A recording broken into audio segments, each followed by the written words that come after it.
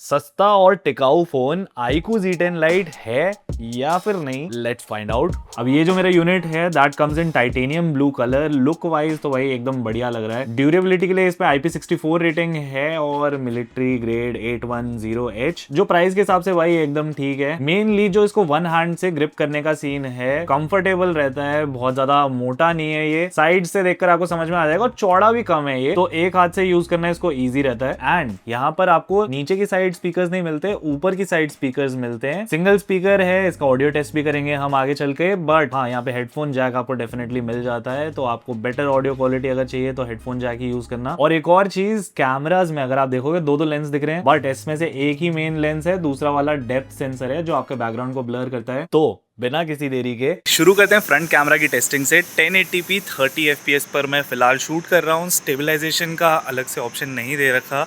धूप अभी काफ़ी तेज़ी से पड़ रही है, दिन का टाइम हो रहा है और आप स्किन देख सकते हो कैसी निकल कर आ रही है। गोरा गोरा तो थोड़ा ये कर रहा है। एक्सपोजर कंट्रोल मिड है। फॉर द प्राइस कैसा है वो आप अपने लिए चेकआउट कर सकते हो। पीछे स्विंग्स के रेड कलर, ग्रास का ग्रीन कलर चेकआउट करो। थोड़े कम धूप वाले एरिया में भी जाता हूँ so that you have a good idea कि जब डायरेक्ट धूप नहीं पड़ रही होगी तो कलर्स कैसे निकल कर आएंगे in the iQOO Z10 Lite। अब जो हमारे यहाँ पे मेन कैमरा है उसमें भी 1080p 30 fps तक का ही ऑप्शन है। स्टेबलाइजेशन इसमें भी नहीं मिलती है, कोई ऑप्शन अवेलेबल नहीं है। बट थोड़ा सा वॉकिंग करके दिखा देता हूँ ताकि आपको आइडिया हो जाए। एंड यहाँ पर 2x भी आप जूम कर सकते हो, जो कि डिजिटल जूम रहने वाला है। बाकी जो मेन लेंस है उससे स्किन टोन कैसे निकल कर आते हैं 1080p 30 fps पर, थोड़ी सी छाँव में भी देखेंगे, थोड़ा धूप में भी जाकर देखेंगे, ताकि आपको अच्छा खासा कलर्स का आइडिया लग जाए कि क्वालिटी कैसे आने वाली है। स्टेबलाइजेशन तो नहीं है, बट हाँ ओवरऑल वॉकिंग के समय सेल्फी स्टिक अभी मैंने होल्ड कर रखी है। कैसा स्टेबलाइजेशन लग रहा है, कलर्स कैसे लग रहे हैं, let me know in the comments. अब एक बार फटाफट से आपको सेटिंग्स का भी वॉक थ्रू दिखा देता हूँ। 1080p 30 fps पे शूट हो रहा है और 720p का ऑप्शन होता है फ्रंट कैमरा में। And that's the same case with the main camera. यहाँ पे आप देख सकते हो 1080p और 720p में शूट करने का ऑप्शन है। बाकी 2x में आप जूम कर सकते हो। All of this zoom is digital videos में। और 5x तक का भी जूम का ऑप्शन है। And then you have 10x। 2x के बाद ये थोड़ा सा अनस्टेबल हो जाता है ज़्यादा ही, कि हाथ में पकड़ के शूट करने में थोड़ी सी मुश्किल होएगी।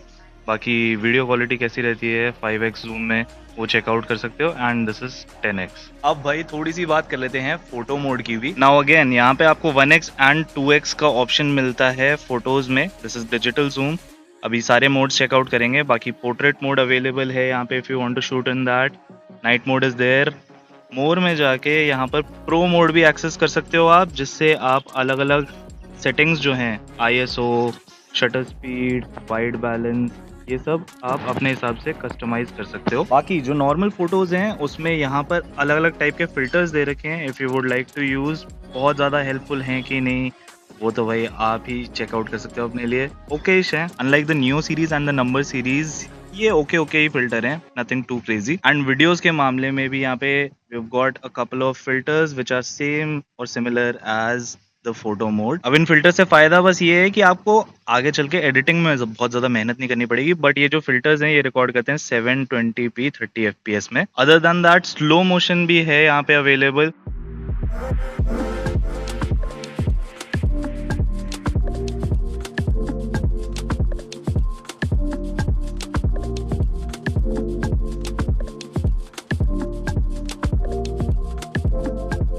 अब भाई रात के टाइम वीडियो क्वालिटी कैसी रहती है फ्रंट कैमरा से चेकआउट कर लेते हैं। 1080p 30 fps में अभी शूट कर रहे हैं। मैं आ गया हूँ लाइट सोर्स के एकदम पास में, ऊपर से लाइट आ रही है।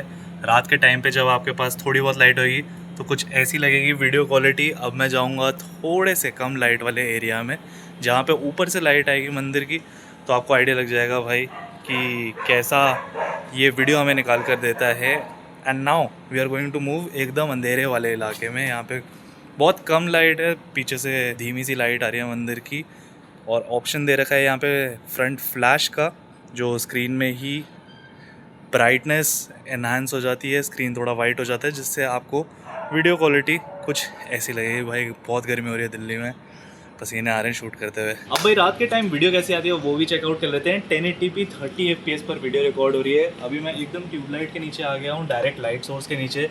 तो स्किन टोन्स कैसे आ रहे हैं, बैकग्राउंड कैसा लग रहा है, कलर्स वगैरह। बट मेनली हम लोग चेक करेंगे कि कितनी ग्रेनी होती जाती है फुटेज, मतलब डिस्टॉर्शन कितनी दिख रही है आपको जो दाने दाने से होते हैं वीडियो में। जैसे जैसे मैं थोड़ी कम लाइटिंग में जा रहा हूँ उसका आइडिया आपको अच्छे से हो जाएगा। अभी ऊपर से आ रही है मंदिर के लाइट, तो चेकआउट करो वीडियो क्वालिटी कैसे निकल कर आ रही है। और एकदम अंधेरे वाले एरिया में जाएंगे, फ्लैश ऑन करके भी देखेंगे टू सी कि ओवरऑल वीडियो क्वालिटी लो लाइट में कैसे रहती है। वैसे इस बजट में बहुत कुछ एक्सपेक्ट नहीं कर सकते। अभी फ़िलहाल बिना फ्लैश के और अब फ्लैश ऑन करके दोनों में कितना फ़र्क नज़र आ रहा है, थोड़ा सा क्लोज आके आपको दिखा देता हूँ कि क्या डिफरेंस रहने वाला है when you are shooting with iQOO Z10 lite. अब ये देखो यार, यहाँ पे एक छोटा सा इशू आपको दिख रहा होगा कि जो फ्लैश है ना ये ब्लीड कर रहा है, बॉडी से बाहर आ रही है इसकी जो पूरी की पूरी लाइट है। यहाँ पे फ्लैश तो है ही, बट कॉर्नर्स में आप ध्यान से देखोगे तो थोड़ी सी लाइट बाहर आ रही है फ्लैश की हर जगह से ही, तो ये इतना अच्छे से वेल फिटेड नहीं है। अब फोटोज की बात करें तो सेल्फीज दिन के टाइम ओके ही है, नथिंग स्पेशल। पोर्ट्रेट मोड मिलता है पर एज डिटेक्शन कुछ खास नहीं है। बालों के आसपास देखो और शर्ट का कटआउट इतना क्लियर निकाल कर नहीं दिया इसने। बाकी दिल्ली की चटक धूप में ओवर एक्सपोज तो हो जाती है भाई फोटोज। फेस पर पूरा पाउडर लगा दिया है इसने और बैकग्राउंड को भी देखोगे तो व्हाइट लाइट जो होती है इसको अच्छे से मैनेज नहीं किया इसने। Maybe it's too much to ask for in this budget, but हाँ फ्रंट कैमरा इतना कुछ खास नहीं लगा, बिलो एवरेज ही है। हाँ पर मेन कैमरा सेल्फी कैमरा से बेटर है कलर्स के मामले में भी और बैकग्राउंड ब्लर में भी। ऑल्दो बालों को देखोगे तो ये बालों को ठीक से डिटेक्ट नहीं करता और ब्लर नहीं कर पाता अच्छे से मेन लेंस भी। फोटो मोड में आपको 1x का ऑप्शन मिलता है और साथ ही में 2x का भी, पर ये जो 2x वाला ऑप्शन रहने वाला है वो डिजिटल जूम रहेगा। मेन लेंस सिर्फ 1x ही शूट करता है। फूल पत्ती की फोटोज पॉज करके आराम से देख लो, कलर्स कैसे निकाल के देता है ये वो आपको समझ में आ जाएगा। बाकी डे लाइट में मैं बोलूंगा मेन लेंस सही काम करता है, कलर्स ठीक ठाक निकालता है एंड वर्क्स बेस्ट जब थोड़ी सी छाव में जाओगे आप। रात के टाइम अगेन सेल्फीज में शार्पनेस बहुत ही कम है, ब्लर सी आती हैं फोटोज, डिस्टॉर्शन भी दिखेगा आपको मतलब दाने दाने से फोटोज में। लाइट के नीचे खड़े होने से थोड़ी बेटर आती है पर लाइट से दूर जाते ही ये फिसल जाता है। मेन लेंस भी वही रात में फिसल जाता है, फोकस करने में इसको दिक्कत होती है। कम लाइट में डिस्टॉर्शन मतलब झिलमिल सी फोटोज आती हैं। हाँ पर फ्लैश अगर आप यूज करोगे, फ्लैश जलाने पर फर्क पड़ता है, काफी हद तक इम्प्रूव हो गई है फोटो, आप क्लियरली देख सकते हो। डायरेक्ट लाइट के नीचे खड़े हो तो एकदम बढ़िया फोटोज आएंगी, पर लाइट्स कम होने पर जो इसका मेन लेंस है वो भाई जवाब दे देता है। खैर अब कैमरास की टेस्टिंग देख ली, डिस्प्ले पर चलते हैं। तो यहाँ पर 6.75 इंच लिखा है पर हाँ 6.74 इंच है जो कंपनी ने क्लेम किया है। स्क्रीन अच्छा खासा बड़ा है, 90 हर्ट्ज रिफ्रेश रेट मिलता है, बट मेनली ये HD स्क्रीन है, HD प्लस नहीं है, फुल HD नहीं है, तो ये चीज जरूर ध्यान रखना। बाकी रिफ्रेश रेट का मैंने आपको दिखा रहा था, थोड़ा आइडिया ले लो आप, इससे अच्छा खासा आपको समझ में आ जाएगा। एंड बाय डिफॉल्ट जो है ना इसका रिफ्रेश रेट स्मार्ट स्विच पे आता है जिसमें आपको मोस्ट टाइम 60 FPS देखने को मिल सकता है। 60 हर्ट्ज बोले तो 90 हर्ट्ज पर इसको स्विच कर लेना अगर आपको एकदम बटरी स्मूथ चाहिए। आपका एक्सपीरियंस थोड़ा सा बेटर हो जाएगा, थोड़ा सा ज्यादा स्मूथ लगेगा आपका फोन। बाकी ब्राइटनेस आराम से यहाँ पे पॉज करके देख लो, 680 के आसपास एवरेज कर रहा है ये। HD स्क्रीन है ये, तो थोड़ा बहुत जैसे ही आप टर्न करोगे तो हल्का फुल्का आपको कलर शिफ्ट डेफिनेटली देखने को मिलेगा। इंडोर्स में ठीक ठाक रहेगी आपकी ब्राइटनेस, कोई दिक्कत नहीं आने वाली, बट हाँ आउटडोर्स थोड़ा सा स्ट्रगल करना पड़ेगा आपको। बट देन अगेन ये एक सस्ता फोन है तो कितना ही ज्यादा इससे आप एक्सपेक्ट कर सकते हो। बाकी फटाफट से स्पीकर्स की भी टेस्टिंग कर लेते हैं।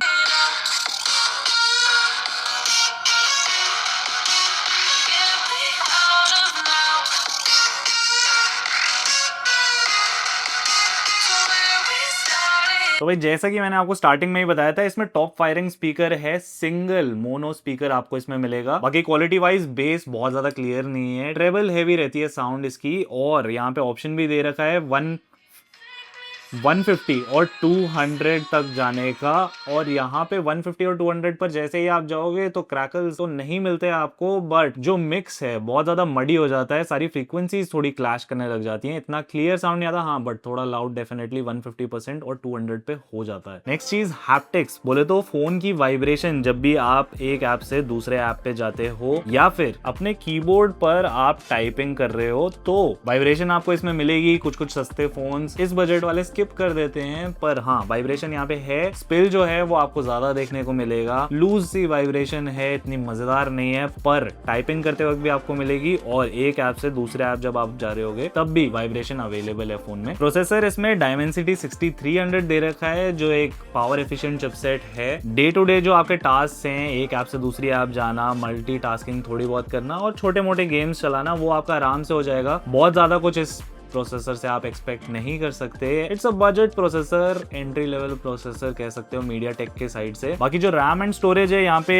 8GB रैम 256GB स्टोरेज मेरे वाले वर्जन की है। आपको इसका 128GB वाला वर्जन भी मिलेगा, अपने बजट के अनुसार आप डिसाइड कर सकते हो। बाकी हाँ, बजट अगर आपका बहुत ज्यादा टाइट है तो अरे ये निकल ही नहीं रहा भाई, इसके वाले पिन से ट्राई कर लेते हैं। तो हाँ, अगर आपका बजट बहुत ज्यादा टाइट है तो आप 128GB वाला वर्जन ले सकते हो, क्योंकि यहाँ पर आपको डेडिकेटेड मेमोरी कार्ड स्लॉट मिलेगा, 2 सिम कार्ड के स्लॉट हैं, साथ ही में यहाँ पर आप अपना 2 TB तक का माइक्रो SD कार्ड भी लगा सकते हो स्टोरेज एक्सपैंड करने के लिए। तो 128GB वाला वर्जन भी ले सकते हो और 256GB वाला भी। बट हाँ, ध्यान रखना कि इसकी खुद की पिन से ही निकलेगा। अगर इसको दूसरे पिन से कंपेयर करोगे तो थोड़ी लंबी लेंथ है इसकी, इसलिए अगर आपको ये सिम कार्ड निकालना है तो इसकी खुद की जो पिन है उसी को यूज करना, तभी इजेक्ट कर पाओगे आप इसको। सॉफ्टवेयर वाइज यहाँ पे ये Android 15 out of the box आता है, 2 साल के एंड्रॉइड अपडेट्स मिलेंगे और 3 साल के सिक्योरिटी पैचेस, जो इस मॉडल इस वर्जन के हिसाब से ठीक है, मतलब 2-3 साल आपका फोन ठीक ठाक चल जाना चाहिए आराम से। बाकी भाई जो बैटरी है यहाँ पर आपको 6000 mAh की मिलती है, विच इज ग्रेट। अच्छी खासी बड़ी बैटरी दे रखी है छोटे फॉर्म फैक्टर में, लेकिन जो चार्जिंग है भाई वो आपको यहाँ पर मिलने वाली है 15 वॉट की। तो ये ध्यान रखना कि 6000 mAh की बैटरी है,